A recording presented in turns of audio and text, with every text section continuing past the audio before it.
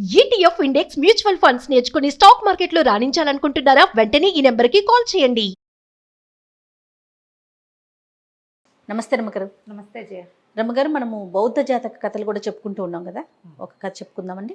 ఈ బ్రహ్మదత్తుడు కాశీ రాజ్యానికి రాజుగా ఉన్న కాలంలో కాంపిల్య నగరానికి పాంచాలుడని ఒక రాజుగారు ఉండేవాడట. ఆయన పరమ క్రూరుడు, కఠిన హృదయుడు, చాలా గట్టిగా ఉండేవాడు. శిక్షలు అవి చకచక అమలైపోయేవి. ఆయనకి వేళకి పనులు అయిపోవాలి, డబ్బులు వచ్చేసేయాలి, ఇంత రావాలి, అలా లెక్కలు పెట్టుకుని ఉండేవాడు. ఇతను ఇలా ఉండేసరికల్లా ప్రజలు, ఈ మంత్రులు కూడా కఠినంగా ఉండేవాళ్ళు. దానికి తోడు ఆయనకి తన పని అయిపోవటమే ముఖ్యంగా రెండో ఆలోచన ఉండదు. వాళ్ళు కూడా అంతే.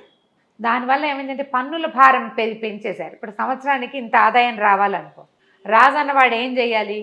ఈ సంవత్సరం ఎక్కడైనా వానలు పడ్డాయా, పడలేదా, గొడ్లు ఉన్నాయా, పోయినాయా, ఏమన్నా క్రూరమృగాలు బారిన పడిపోయినాయా, ఆ ఊళ్ళో వాళ్ళకి పంటలు బాగా పడినాయో లేదో చూసి పన్నుల హెచ్చు తగ్గులు చేయాలి. అలా కాకుండా నాకు 1,00,000 వరహాలు కావాల్సిందే అంటే ఏం చేస్తారు జనం? అంతే కదా. వాళ్ళు ఏ 60యో 70యో ఇవ్వగలిగారు అనుకో, మిగిలిన 40 వసూలు చేయవలసిందే. మంత్రులు కూడా అలాంటి వాళ్ళే. క్రమంగా వీళ్ళకి 50 కూడా పండని పరిస్థితి ఉంటే దానికి తగ్గట్టుగా ఏ ఏర్పాట్లు చేయకుండా డబ్బులు వసూళ్ళకి మాత్రం వచ్చేసేవాళ్ళు. ఈయంతో విసిగిపోయి ప్రజలట ఊళ్ళ నుంచి వెళ్ళిపోయేవాళ్ళు. తెల్లారేసరికల్లా ఇళ్ళు పాడుపెట్టేసి అడవుల్లోకి పారిపోయేవాళ్ళట. రాత్రిపూట వచ్చి ఏదైనా చూసుకునేవాళ్ళు, పని లేకపోతే లేదు అసలు. ఆ ఇళ్ళ చుట్టూ తమ ముళ్ళ కంచెలు అవి అడ్డం పెట్టేవాళ్ళు. అంటే ఎప్పటి నుంచో వీళ్ళు లేరనే సినిమా ఇవ్వడానికి. చాలా ఊళ్ళల్లో జనం ఖాళీ చేసేశారు. ఇలాంటి పరిస్థితి ఉండేది. అయితే ఏమైందట, ఆ కాలంలో మన బోధిసత్వుడు ఈయన పాలనలో ఉన్న ఒక పాలించేటువంటి అడవిలో, అంటే అడవులు కొన్ని నిర్మిస్తారు కదా, వీళ్ళే పెట్టుకుంటారు. దాన్ని ఏమంటారు, మనకి ఇప్పుడు కూడా తయారవుతాయి, దాన్ని ఏవో ఫారెస్ట్ అంటారు. టక్కిన పేరు గుర్తు రావట్లేదు, కొన్ని పదాలు జ్ఞాపకం రావు నాకు. వీళ్ళే ఏర్పాటు చేస్తారు ఉద్యానవనాలు, కాకపోతే అడవులకు సమీపంలో నిర్మించబడినవి. అందులో ఒక తిందుక వృక్షంగా జన్మించాడట. అయితే ఆ తిందుక వృక్షానికి పూజలు చేసే కాలం అది. ఆ వృక్షం చాలా అందంగా ఉండేది, చాలా బలంగా ఉండేదట. ఈ రాజుగారికి తిందుక వృక్షపు పూజ ఉంది వాళ్ళ జాతిలో. ఈ వృక్షాన్ని, ఏ వృక్షంగా అయితే బోధిసత్వుడు జన్మించాడో ఆ వృక్షంగానికి వీళ్ళు పూజ చేసేవాళ్ళు. సంవత్సరానికి 1000 మాడలైనా ఖర్చు పెట్టేవాట ఆ పూజ జాతర కోసం. జాతరలు చేస్తారు. ఇప్పుడు రావి చెట్టుకి పూజ చేయటం అవి మనకు తెలుసు కదా. కొన్ని చోట్ల మర్రి చెట్లకు కూడా పూజ చేసేది కనపడుతుంది. ఈ తిందుక వృక్షానికి పూజ చేసేవాళ్ళు. అయితే ఏమైంది, ఆయనకి రాజు ఇట్లా చెడ్డవాడుగా ఉండటము, ప్రజలు అట్లా ఆయన శనగొట్టుగా అయ్యి బాధపెట్టడం, ప్రజలు బాధపడుతూ ఉండటం ఆయనకు నచ్చల. రాజుకి తనంటే ఇష్టం కాబట్టి ఏదైనా జ్ఞానోదయం వచ్చే పని చేయాలనుకున్నాడు.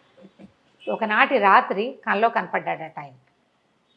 నేను తిందుక దేవుణ్ణి, నీకు ఒక బోధ చేయడానికి వచ్చాను అన్నాడు. చెప్పమన్నాడు రాజు. నువ్వు రాజు దుర్మార్గుడుగా ఉండకూడదు, అరాచకం ప్రబలిపోతుంది. నువ్వు ఇట్లా సరిగా ఉండకపోవటం వల్ల నీకు ఈ రాజ్యంలోనూ సుఖం లేదు, రేపొద్దున నరకంలో పడతావు నువ్వు. ప్రజల ఘోష కొట్టేస్తుంది నీకు. రాజు అన్నవాడు ప్రజారంజకంగా పరిపాలించాలి. భూలోకంలో పుట్టిన విష్ణుమూర్తి రాజు అన్నవాడు. వాడు ఇతరులను అందరినీ కనుక్కోవాలి. ఇప్పుడు ఒకసారి రాజే కాదు, ఒక సంస్థకి హెడ్. ఆయన అందరి కష్టం సుఖం నిష్ఠూరం కనుక్కుంటే కదా సంస్థ ముందుకెళ్తుంది. రాజ్యాలు కూడా అంతే. నువ్వు దుర్మార్గుడిగా ప్రవర్తిస్తున్నావు. నిన్ను బట్టి నీ మంత్రి సామంతులందరూ కూడా అలాగే ప్రవర్తిస్తున్నారు. నీ రాజ్యంలో ప్రజలు చాలా దుఃఖాన్ని అనుభవిస్తున్నారు.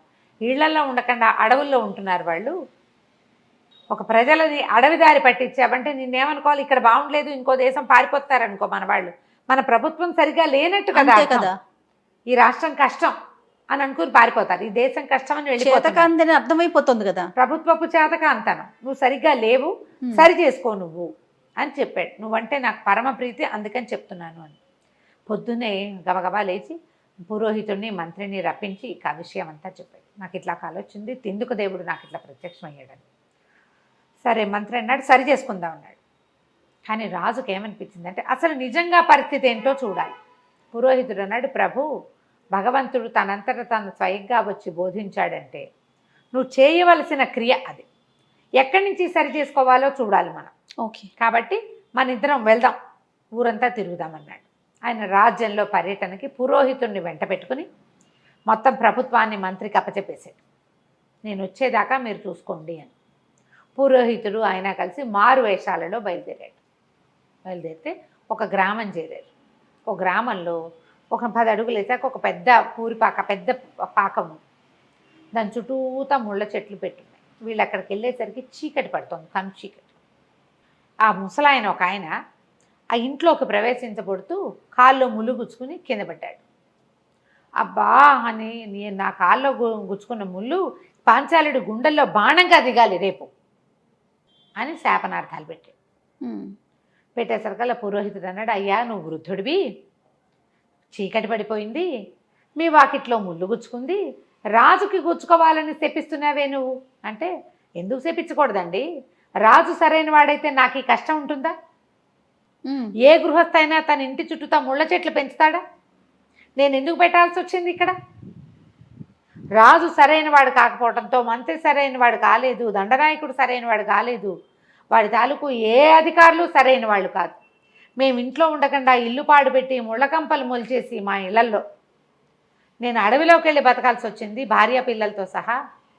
ఏవో వస్తువు కావాలని వస్తే ఈ వాకిట్ ముళ్ళు గుచ్చుకుంది, లేకపోతే నా వాకిట్లో రోజు వాకిలు ఉడిచి ముగ్గేసుకుని కళ్ళాపేసుకుని ముగ్గేసుకుంటే పచ్చగా ఉండాలి, నాకు ముళ్ళు ఎందుకు గుచ్చుకోవాలి?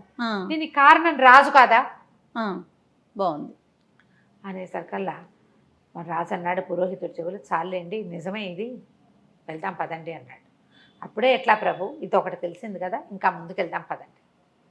ముందుకెళ్తే ఒక ఆడావిడ, ఒక మనిషి, ఒక 45 ఏళ్ళు ఉంటాయి, చెట్టు ఎక్కి ఏమిటో ఒక ఆకులు కోసుకుంటాం. ఆకులు కోస్తుంది, డామని పడింది చెట్టు మీద నుంచి. అయ్యో, పడేసరికల్లా కింద పడి, ఓ నాయన ఎంత దెబ్బ తగిలిందిరా దేవుడా అని ఆ పాంచాల రాజు పాపిష్టముండా కొడుకు వాడు నాశనం అయిపోను అని తిట్టు. పురోహితుడు అన్నాడు, ఏమమ్మా నువ్వు చెట్టు మించి పడ్డావు, ఆడదానివి నువ్వు ఎందుకు ఎక్కావు చెట్టు? చీరేసుకుని ఏ మగవాడో కోసి పెట్టేవాడు, ఎవరైనా సహాయం చేసేవాళ్ళు, నువ్వు చెట్టు మించి నువ్వు చేతకాక కింద పడి రాజుని తిడతావామా? రాజుకు శాపనార్థాలు పెట్టచ్చా? తప్పు కాదు అన్నాడు. అనేసరికి ఏం తప్పయ్యా, మా ఊళ్ళో జనం అంతా అడవిలోకి పారిపోయారు, నాకు 2 పెళ్ళిడికి వచ్చిన ఆడపిల్లలు ఉన్నారు, ఆ పిల్లల్ని తీసుకుని అడవిలో పోలేను నేను, పిల్లల్ని ఇంట్లో దాచిపెట్టి చుట్టూతా ముళ్ళ కంచెలు పెట్టి ఎవరూ లేరని భ్రమ కలిగించి నేనే చీకటి మాటం వచ్చి ఇట్లా ఆకులు అలమలు, పిల్లలకు ఆకులు కావద్దా? ఆకులు కావాలి, కట్టెలు కావాలి, ఎన్ని వస్తువులు ఉంటే మా గత నడుస్తుంది? అన్నం తినడానికి ఆకులు కావాలా, విస్తళ్ళు, అందుకని చెట్టు ఎక్కా. రాజు సరైన వాడైతే మా గ్రామాధికారి సరైన వాడు అయ్యేవాడు కాదు. మా ఇంట్లో మగవాళ్ళు లేరు, 2 చిన్న ఆడపిల్లలు, పెళ్ళిడి పిల్లలు, నేను పెద్దదాన్ని. గ్రామాధికారి గ్రామ నౌకరితో కోయించి పెట్టేవాడు నాకు విస్తళ్ళు. రాజు సరిగ్గా లేడు, అధికారి సరిగ్గా లేడు, నేనేం చేయను? రాజును కాకపోతే ఎవరిని తిట్టమంటావయ్యా? సూరు అనిపించింది రాజుకి, వీళ్ళకి ఇంత చిన్న కష్టానికి కూడా నేనే కారణమైపోయానా? ఏం చేయటం? సరే నడవటం మొదలుపెట్టారు, ఎక్కడో పడుకున్నారు, తెల్లారు లేచారు, నడుస్తున్నారు. మనుషులు పెద్దగా కనిపించటల్లా, ఆహారం ఏదో కొంత ఏర్పరచుకున్నారు, గుర్రాల మీద తమకు అందేలాగా. మధ్యాహ్నం దాటిపోయింది వేళ, భోజనాల వేళ దాటి వీళ్ళు తినేసి నడుస్తుంటే ఒక రైతు బక్కగా ఉన్నాడు, ఆయన పొలం దున్నుకుంటున్నాడు. చూస్తుండగానే నాగేటు కొర్ర ఏదో తగిలి ఎద్దు గత్త పడిపోగానే ఇతను ఏమన్నాడు, ఆ రైతు, నా ఎద్దు చచ్చిపోయినట్టే, ఏ యుద్ధంలోనూ బల్లెంతగా దిగాలి పాంచాల రాజు గుండెల్లో, ఇది ఎట్లా చచ్చిపోయిందో వాడట చచ్చిపోవాలి, దిక్కుమాలి చావాలి వాడు అన్నాడు.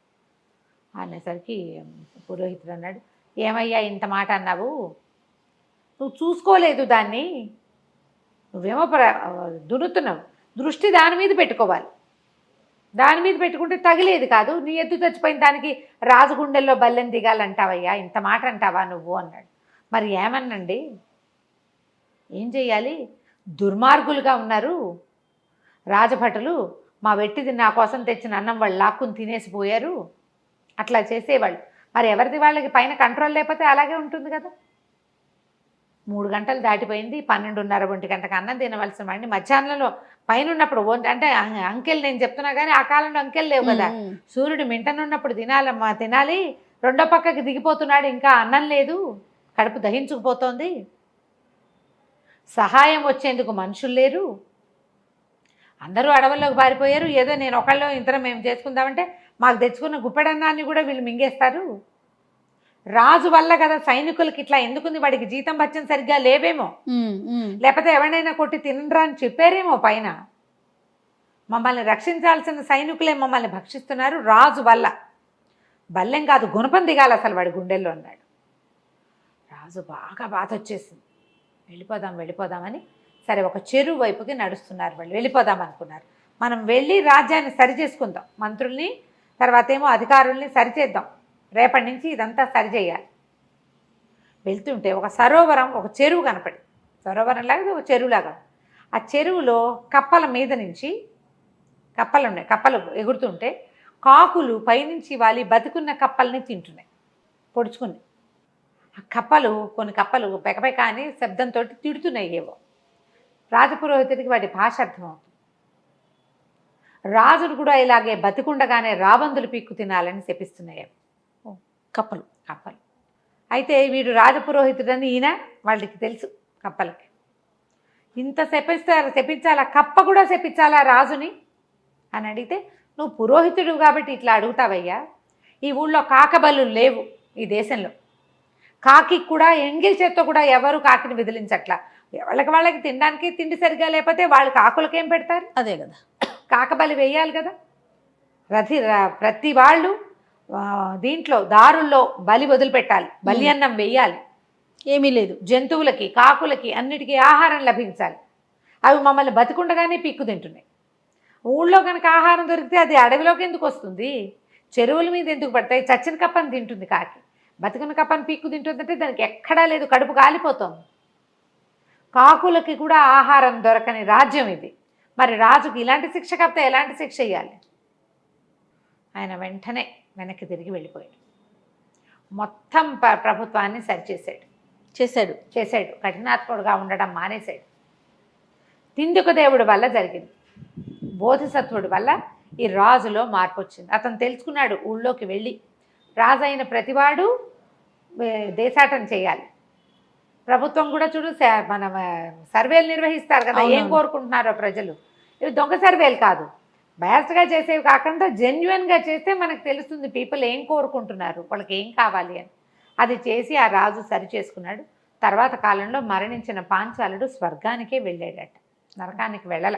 అంత మంచి పనులు చేశాడు, అందరినీ సరి చేశాడు. అన్ని ఇబ్బందుల్లో ఉన్న జనం అందరినీ సరి చేసుకున్నాడు. ఇది ఒక కథ. బాగుంది కదా, ఆసక్తి. చాలా బాగుందండి. కథ కంచికి మన ఇంటికి. నమస్తే. నమస్తే.